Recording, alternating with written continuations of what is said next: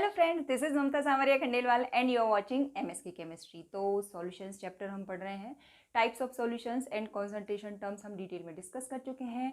Link description में दिया हुआ है। आज बात करते हैं हेनरीज लॉ की।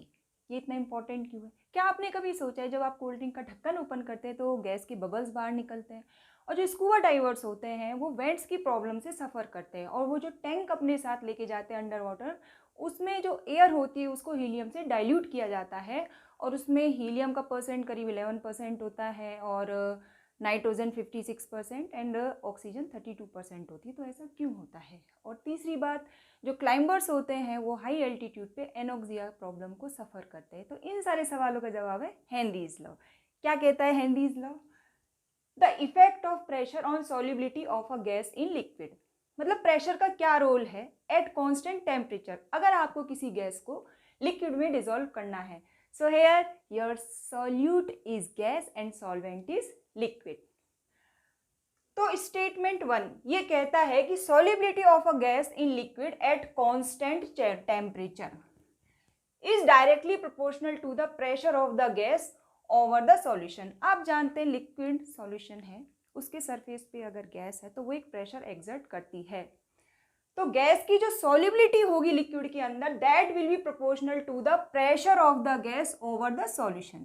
ये पहला स्टेटमेंट है। अब यहाँ पे ध्यान देने वाली बात क्या है, यहाँ पे जो सॉल्युबिलिटी है, सॉल्युबिलिटी क्या है? Solubility is the maximum amount that can be dissolve in the specified amount of solvent at specified temperature।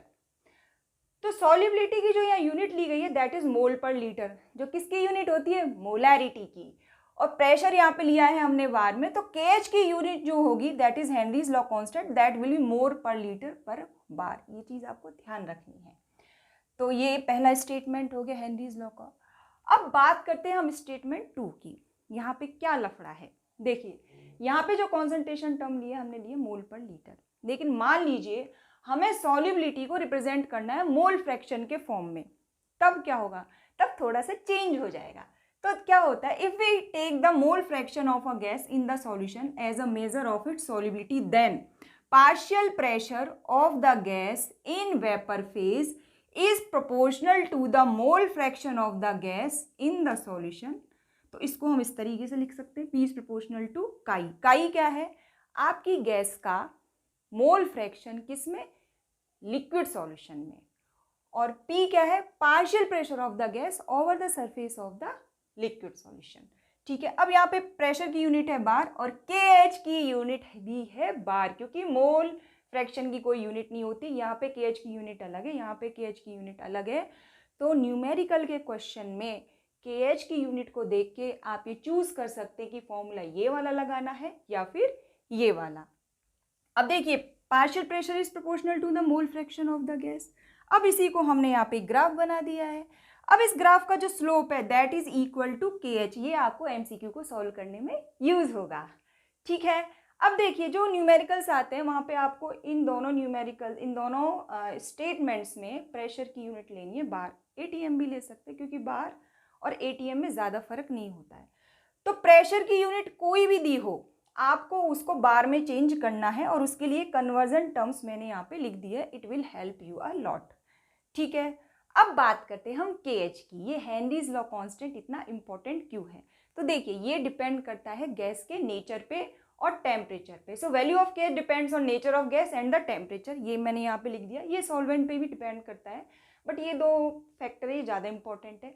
अब यहाँ पे मान लीजिए हमने 293 केल्विन टेम्परेचर लिया है, तो देखिए ऑक्सीजन के लिए KH की वैल्यू क्या है? 34.86 किलो बार, और नाइट्रोजन के लिए इसी टेम्परेचर पे इसकी वैल्यू आती है 76.48 किलो बार। अब मान लीजिए आप टेम्परेचर बढ़ा देते हैं, आप कर देते हैं 303 केल्विन, तो देखिए ऑक्सीजन के लिए अब वैल्यू इंक्रीज हो गई है। पहले 34.86 थी, अब हो गई है 46.82। और नाइट्रोजन के लिए भी वैल्यू इंक्रीज हो गई थी, पहले 76.48, अब बढ़ गया 88.84 किलो बार। मतलब ये जो KH की वैल्यू है ये हर एक गैस के लिए अलग अलग होती है, और अगर टेम्परेचर बढ़ाएंगे आप तो KH की वैल्यू इंक्रीज होगी।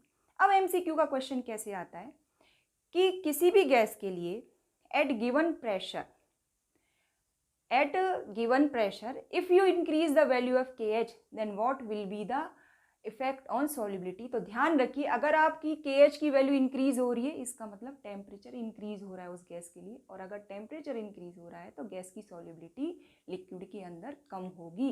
So as the value of KH increases, the solubility of the gas in liquid decreases, and if you increase the pressure of the gas, its solubility in the liquid will increase. तो ये है Henry's law के बारे में बात। अब ध्यान दीजिए, हीमोग्लोबिन में तो ऑक्सीजन बहुत ज़्यादा डिसॉल्व होती है, लेकिन वाटर के अंदर ऑक्सीजन ज़्यादा डिसॉल्व नहीं होती है। तो इसका कारण क्या है, तो समझ लेते हैं उन फैक्टर्स को where the Henry's law holds good. अब आपको कुछ राज की बात बताते हैं। Henry's law hold good if following conditions are fulfilled. पहली कंडीशन क्या है, the pressure is not too high, मतलब जो गैस प्रेशर एक्सर्ट करती है सरफेस पे लिक्विड के, वो बहुत ज़्यादा नहीं होना चाहिए। Second is the temperature is not very low. Temperature अगर बहुत कम होता है तो गैस की सॉल्युबिलिटी बहुत कम हो जाती है। तो इसलिए हेनरी लॉ इन दोनों कंडीशन पे बराबर काम नहीं करता है, मतलब जो प्रेडिक्शन आते हैं ना सॉल्युबिलिटी के, वो मैच नहीं करते हैं। एक्सपेक्टेड वैल्यू और एक्चुअल वैल्यू ये मैच नहीं करती है। तीसरी चीज, the gas doesn't chemically combine with the solvent. तो अगर मान लीजिए आपके सॉल्यूट ने, जो कि गैस है, सॉल्वेंट से अगर कोई रिएक्शन कर लिया तो उसकी सॉल्युबिलिटी बढ़ जाएगी, और जो हमारी एक्सपेक्टेड वैल्यू है सॉल्युबिलिटी की, जो हेनरी लॉ से आनी चाहिए, उसके कंपैरिजन में जो एक्चुअल वैल्यू है वो बहुत ज़्यादा हाई होती है। अब इसका कारण क्या है, तो देखिए अमोनिया वाटर के साथ रिएक्ट करके अमोनियम हाइड्रोक्साइड बना लेती है, so it chemically react with water. इसी तरीके से कार्बन डाइऑक्साइड भी हाइड्रोजन वाटर के साथ रिएक्ट करके H2CO3 बना लेती है। और जैसा कि हमने बोला था कि ऑक्सीजन वाटर में कम डिसॉल्व होती है, लेकिन हीमोग्लोबिन में बहुत ज़्यादा होती है। तो उसका कारण ये है कि ऑक्सीजन गैस हीमोग्लोबिन के साथ रिएक्ट करके ये कॉम्प्लेक्स बनाती है। That's why oxygen is more soluble in haemoglobin. ठीक है, तो ये सारा हेनरी लॉ के बारे में बात हो गई। तो स्क्रीनशॉट ले लीजिए, क्योंकि इंपॉर्टेंट टॉपिक्स है, आपको आसानी से मिलेंगे नहीं। ठीक है, तो मिलते हैं अगले वीडियो में।